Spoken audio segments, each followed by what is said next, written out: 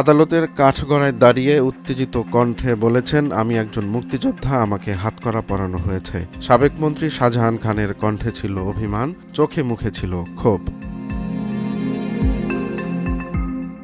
পাশেই ছিলেন হাসানুল হক ইনু। পুলিশ সদস্যদের দিকে তিনি তর্জনী তুলে বললেন, বাড়াবাড়ি করলে তোদের 14 গোষ্ঠী খেয়ে ফেলব। 20 এপ্রিল রবিবার সকালে আন্তর্জাতিক অপরাধ ট্রাইব্যুনালে তোলা হয় জুলাই আন্দোলনের মামলার আসামিদের। 19 জন সাবেক মন্ত্রী উপদেষ্টার তালিকায় আছেন ইনু, শাহজাহান, মেননও। তাদের হাতকড়া পরিয়ে হাজির করা হয় কোর্টরুমে। এ সময় ছড়িয়ে পড়ে উত্তেজনা।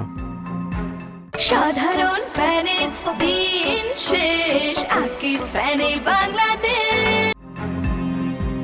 পুলিশ বলছে, সদর দপ্তরের নির্দেশনা অনুযায়ী কাজ করেছেন তারা, কিন্তু কাঠগড়ায় থাকা রাজনীতিবিদদের দাবি এমন আচরণ অপমানজনক।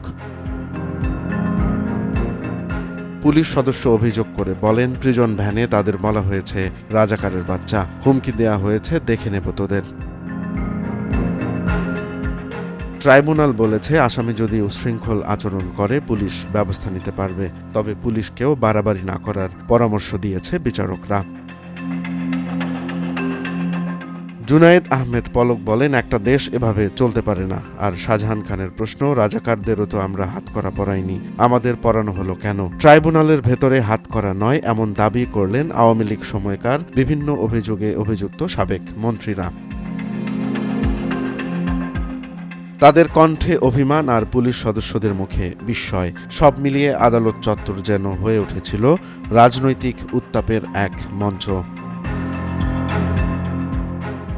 রোমান্স তালুকদার, নয়া দিগন্ত।